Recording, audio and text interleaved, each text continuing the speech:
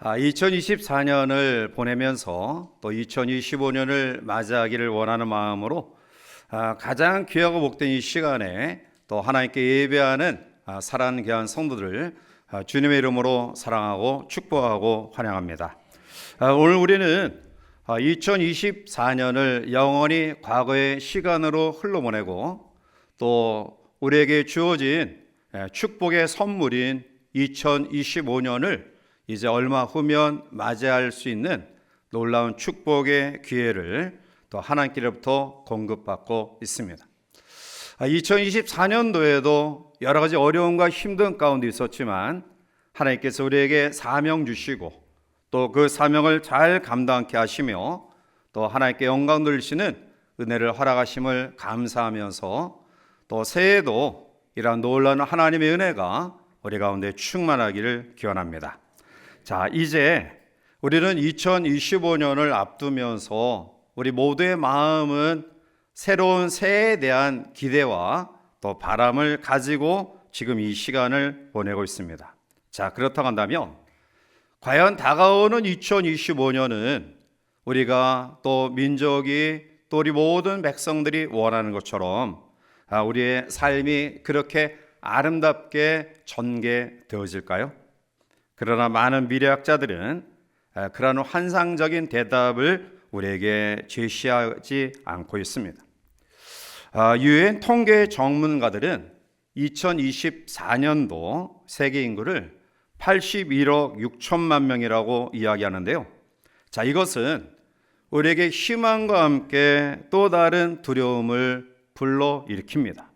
그 이유는 먼저 인류가 모든 백성들에게 충분한 공간과 식량을 그리고 물을 보장할 수 있을 정도로 이러한 것들이 가능한가라는 것과 또 하나는 물론 개발도상 국가들의 고도 경제 성장률이 지속된다 할지라도 여전히 빈곤과 기아가 불가피하게 유발되는데 이러한 상황들을 지구촌이 어떻게 감당할 수 있겠는가라는 문제입니다. 가장 낙관적으로 우리가 계산한다 할지라도 오늘날 전 세계에 굶주리고 있는 인구가 약 9억 명에 달하고요. 아주 극도로 빈곤한 삶을 살아가고 있는 사람들이 13억에 이르고 있다는 것입니다. 그리고 현대에는 미사일과 전투기로 전쟁하는 재래식 전투가 아니라 전 세계를 연결하는 인터넷을 무대로 강력한 바이러스를 퍼뜨리거나 또 아니면 역정보를 흘려보내서 상대국의 교통과 통신과 군사 모든 정보망을 교란케 하는 사이버 전쟁의 위협이 더 높게 진행되고 있습니다.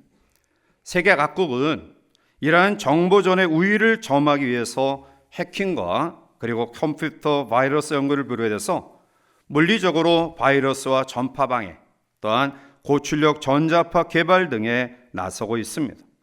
특히 AI 산업의 부상으로 세계 각국이 데이터 센터 건립과 관리에 총력을 다하고 있고요. 이런 AI의 즉 인공지능의 이 개발은 우리로 하여금 정말 충격과 놀라움을 금할 수 없을 정도로 개발되고 있는데요. 그런데 로만 얀폴스키 루이빌대 사이버 보안 연구소 교수가 최근 AI의 위험성을 제기하며 이렇게 경고하고 있습니다. AI, 즉 인공지능이 100년 안에 인간을 멸종시킬 수 있는 가능성이 99.9%에 달한다. 미래에는 AI가 인간을 반드시 해친다라고 전망하고 있습니다. 이것은 과연 우리들에게 있어서 다가올 그러한 급진적인 그러한 개발이 오히려 우리의 발목을 잡을 수밖에 없는 위험성의 경고의 메시지를 우리에게 보여주고 있는 것입니다. 사랑하는 성도 여러분, 많은 사람들은 흔히 우리가 살고 있는 이 시대를 불확실성의 시대라고 이야기합니다. 발달된 과학 문명은 오히려 우리를 긴장케 만듭니다. 어디서 또 언제 어떠한 사고들이 우리 가운데 일어날지 알 수 없는 불안정한 세상을 살아가고 있습니다. 우리는 지난 주일 연말에 무한 항공기 이 사고를 통해서 정말 무고한 179명의 그러한 귀한 생명들이 이 세상 유명을 달리한 그러한 안타까움을 우리가 보았습니다. 특별히 우리 교단 내 광주 지방의 교회 두 교회 성도들이 안수 집사님 가정과 그리고 또 집사님 가정 4분 자녀 함께 더불어 5명이 이 참사에 희생당했다는 소식을 듣고서 이런 아픔과 고통이 슬픔이 멀리 있지 않구나라고 제가 생각을 하면서 안타까운 마음을 가졌는데요.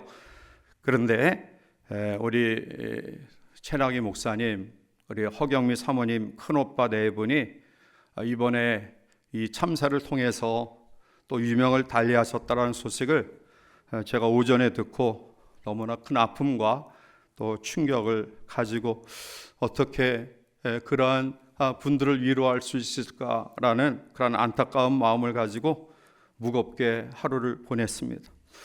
사랑하는 유족들에게 또 하루아침에 사랑하는 이들도 잃고 마음 아파하는 유족들이 다시 한번 이제 정부의 적극적인 그러한 지원과 또 그들의 마음과 생각과 삶을 지배하시는 하나님께서 위로해 주셔서 그러한 고통에서 빨리 벗어나기를 원하는 그런 마음을 가지게 됩니다.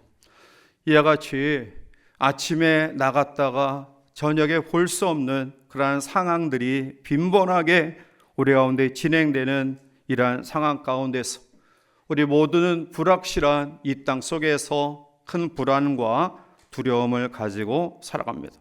자, 그런데 이러한 불확실성한 시대 속에서 우리에게 더 큰 문제로 다가오는 것은 점점 불안과 두려움 그리고 또 그 두려움 속에 분노의 구름이 우리를 짓누르고 있다라는 것입니다. 두려움과 분노는 인간을 파괴합니다. 이제 우리의 살아가는 삶이 너무 힘들고 어려우니까 불안한 마음이 가득하고요.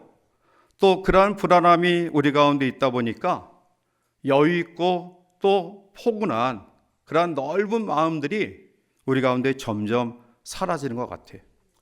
굉장히 예민하게 반응하고 또 자기와 생각이 다른 그러한 사람들을 적으로 치부하면서 양극화된 그런 안타까운 현상이 우리에게 더 큰 문제로 다가오고 있습니다. 결국 이러한 두 감정을 제대로 다스리지 못한 그러한 상황은 더 큰 어려움과 고통을 가중시키는데요. 그런데 이러한 불안함과 두려움과 그리고 분노가 가득한 한 치 앞도 예측할 수 없는 그러한 시대 속에 살아가는 우리들에게 하나님은 이렇게 말씀하고 계십니다. 두려워하지 말라고요. 오늘 본문 41장의 말씀도 두려움 가운데 있는 이스라엘 민족에게 주신 하나님의 말씀입니다. 오늘 본문 10절에 보면 두려워하지 말라 내가 너와 함께함이라 놀라지 말라 나는 내 하나님이 됨이라 내가 너를 굳세게 하리라 참으로 너를 도와주리라 참으로 나의 의로운 오른손으로 너를 붙들리라 라고 말씀합니다. 이 말씀을 주신 당시 이스라엘 민족은 주변 강대국의 휩싸임 속에 극한 두려움과 공포의 상황이 전개되고 있었습니다. 그것은 가장 강력한 바사 제국과 고레스 왕의 출현입니다. 이 고레스는 동부 엘람의 안산 왕이었던 부친 캄피세스 1세를 이어서 안산왕이 되었는데요. 그런데 이 고레스가 점점 세력을 확대해서 바사 민족을 통합하고요. 또 우리가 역사적으로 잘 알듯이 메대를 정복한 이후에 그 당시에 가장 막강했던 강력한 국가 바벨론마저 정복을 하였습니다. 따라서 바벨론의 지배를 받고 있었던 이스라엘까지 이 나라의 통치 아래 들어가게 되었죠. 공포에 휩싸이게 됩니다. 더 큰 강력한 힘을 가진 나라의 지배를 받게 된 이스라엘 민족은 두려움에 가득 찰 수밖에 없었습니다. 자, 그런데 이러한 가운데서 그들에게 있어서 한 가지 확실한 사건이 있었습니다. 확실한 것이 있었습니다. 그것은 하나님의 백성인 이스라엘 민족을 향한 하나님의 지키심과 보호하심과 인도하심의 하나님의 약속이었습니다. 오늘 이스라엘에 주신 이 하나님의 약속이 여전히 불안정한 또 혼돈 가운데 있는 우리가 결코 예측할 수 없는 엄청난 충격적인 사고로 우리의 마음을 불안케 하는 이 땅에 주시는 새해 우리에게 주시는 하나님의 약속인 줄 믿습니다. 구약에 있는 성경의 약속들은 신약에 성취되었고요. 그리고 신약에 성취된 이 말씀은 더 완전한 것으로 우리에게 이루어질 줄 믿습니다. 자, 그러면 왜 하나님이 불완전한 이 시대 속에서 지키심과 보호하심과 인도하심의 약속을 허락하시는가요? 자, 오늘 우리들이 본문을 통해서 또 이 말씀의 약속을 묵상하며 또 새해를 출발하기를 원하는데요. 먼저 우리는 본문에서 하나님의 약속을 발견하게 됩니다. 그것은 내가 너를 도와주리라 라는 약속입니다. 오늘 10절 말씀 가운데 다시 한번 우리 새해를 기대하면서 간절한 마음으로 이 약속의 말씀을 함께 읽어보시겠습니다. 두려워하지 말라, 내가 너와 함께 함이라. 놀라지 말라, 나는 내 하나님이 됨이라. 내가 너를 굳세게 하리라. 참으로 나의 의로운 오른손으로 너를 붙들리라. 아멘. 여기서 두려워하지 말라, 놀라지 말라라는 말씀은 두려워한 상황 또 놀라운 상황이 우리 가운데 일어나지 않는다라는 이야기가 아니라 두려운 상황과 놀라운 사건이 일어나다 할지라도 결코 하나님의 백성된 너희들은 두려워하지 말라, 놀라지 말라는 말씀입니다. 우리는 지난 한 해, 아니 여전히 지금도 불안과 공포를 떨쳐버릴 수 없는 그러한 삶의 환경 속에 우리의 삶을 살아왔습니다. 끊임없이 긴장 가운데는 남북에 대치된 그러한 전쟁의 위협과 그리고 코로나 이후에 도저히 회생 가능성이 보이지 않을 것 같은 경제 추락, 세계 곳곳에 일어난 엄청난 대지진과 그리고 명분 없는 전쟁으로 지금도 수많은 사람들의 생명이 빼앗겨지는 그러한 전쟁의 소식들, 환경 오염으로 인해서 언제 닥칠지 알 수 없는 질병과 생활 환경의 파괴 등에 대한 여러 가지 불안과 또 염려들을 우리가 가지고 살아왔습니다. 특별히 우리나라는 이제 개국 이래에 한 번도 경험하지 못했던 계엄 선포 이후에 또 탄핵 전국 속에 여전히 혼란이 계속되어지고 있습니다. 이러한 가운데 과연 우리나라가 희망이 있을까? 또 이러한 상황 속에서 또 어떠한 불행한 사태가 우리 가운데 일어날까? 불안의 마음을 떨쳐버리기 어렵습니다. 이러한 시대 속에서 과연 나의 삶은, 우리의 가정은, 우리의 자녀들은 이런 혼란한 시대 속에서 어떻게 새해를 보낼 것인가, 1년을 맞이하고 보낼 것인가에 대한 걱정과 염려가 있는 것은 사실입니다. 그런데 오늘 성경은 우리에게 이야기합니다. 내가 너와 함께 너를 도와주겠다. 하나님의 약속의 말씀을 이 밤 우리 가운데 다시 한번 듣는 귀한 시간이 되기를 원합니다. 이 약속은 내가 하나님 앞에 간절한 마음으로 구해서 우리에게 공급하는 것 아닙니다. 요한복음 14장 18절에 보면 내가 너희를 고와 같이 버려두지 아니하고 너희에게로 오리라 말씀하십니다.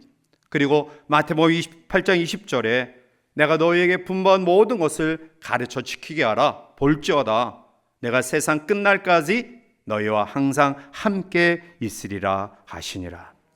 확실하고 변함없는 하나님의 약속이 오늘 이스라엘 민족의 뿐만 아니라 동일한 아픔과 혼란과 어려움과 불안 가운데 있는 우리들에게 주시는 말씀임을 믿습니다. 그 하나님께 우리의 삶을 의탁하고 하나님의 도우심을 바랄 때 반드시 하나님께서 이 민족의 앞길을 선하게 인도하시고요, 아픔과 어려움 가운데 있는 사랑하는 성도들의 삶을 인도하시리라 믿습니다. 그래서 시인은 시편 37편 5절과 6절에 이렇게 노래합니다. 내 길을 여호와께 맡기라. 그를 의지하면 그가 이루시고 내 일을 빛같이 나타내시며 내 공의를 정오의 빛같이 하시리로다. 하나님의 약속은 분명하고요, 그 약속은 변함이 없습니다. 이제 문제는 그 약속에 대한 우리의 태도입니다. 하나님의 약속을 다시 한번 상기하기를 바라고요, 이스라엘 민족에 주셨던 하나님의 약속이 그 강국 속에서 이스라엘 민족을 지키시고 인도하시고 여기까지 역사하신 것처럼 반드시 우리의 삶의 어려움과 가정의 아픔과 그리고 민족의 이 혼란스러움 가운데 있다 할지라도 여호와를 의지하고 여호와를 의탁하는 그런 믿음의 모습을 가진 죄 백성들 인해서 하나님의 인도하심이 우리 가운데 있음을 믿습니다. 자, 그러면 하나님께서 왜 우리에게 이러한 축복의 말씀을 주실까요? 우리가 본문을 통해 두 번째 생각하고자 하는 내용은 하나님이 우리를 향해 나의 종, 나의 택한, 나의 벗이다 라고 말씀합니다. 하나님의 약속은 분명하고 어김없이 반드시 지켜지는 신실한 말씀인데 왜 우리가 불안해하느냐라는 겁니다.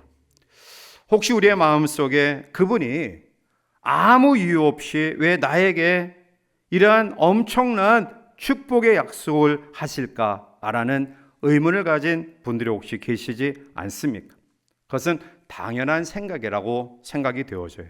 왜냐하면 우리가 인간관계 속에서도 다른 사람이 나에게 아무 이유 없이 뭔가 준다고 한다면 사실은 꺼림직해요. 그리고 그 주는 선물이 엄청나게 귀하고 크면 우리 마음속에 야, 이거 혹시 나중에 나에게 무엇을 요구하려고 하는 것 아니냐? 또 아니면 뇌물이 아니냐? 아니면 나를 덜미잡기 위해서 이런 것들을 주는 것 아니냐? 이런 마음을 가지기 쉬워요.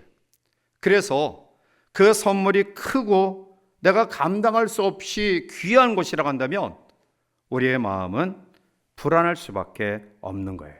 자, 그래서 하나님은 내가 너희를 지켜주겠다, 너희를 돕겠다, 너희를 붙들어 주겠다라는 이 약속을 하시기 전에 먼저 그 이유를 우리에게 이야기하고 있는 것입니다. 그것은 먼저 나의 종 너 이스라엘아 라고 말씀하십니다.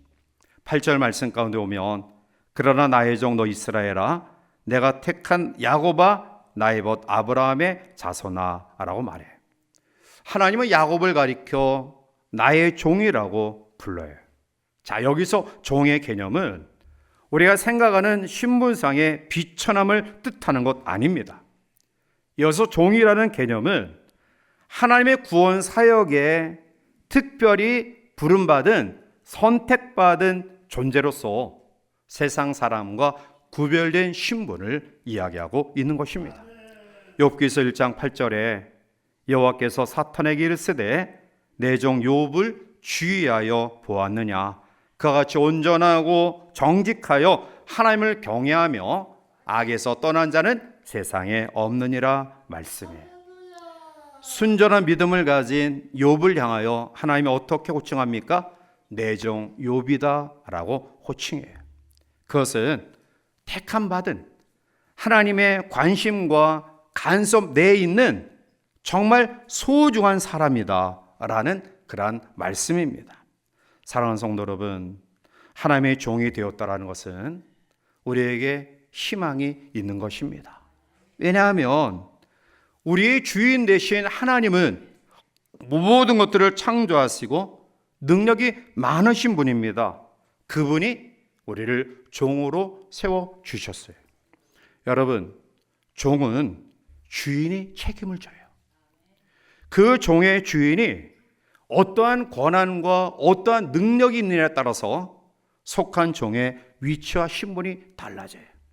그런데 오늘 우리를 종으로 삼으신 하나님은 만물을 창조하신 능력의 하나님이십니다.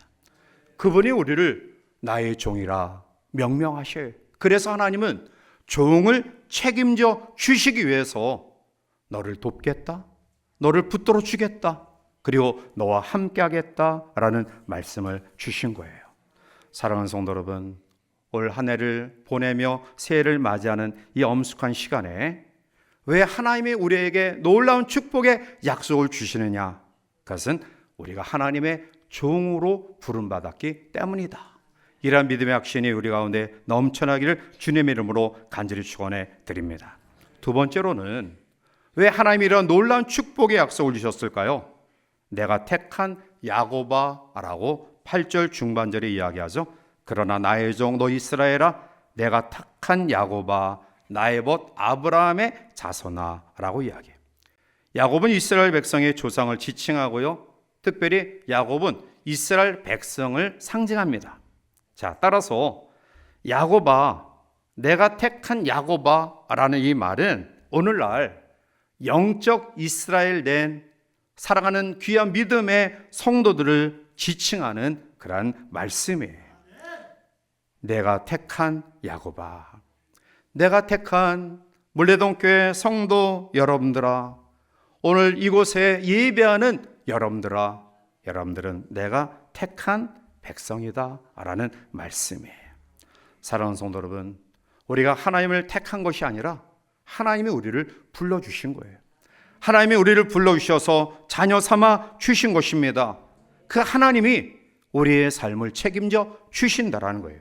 요한복음 15장 16절에 너희가 나를 택한 것이 아니요 내가 너희를 택하여 세웠나니 이는 너희로 가서 열매를 맺게 하고 또 너희 열매가 항상 있게 하여 내 이름으로 아버지께 무엇을 구하든지 다 받게 하려 함이라.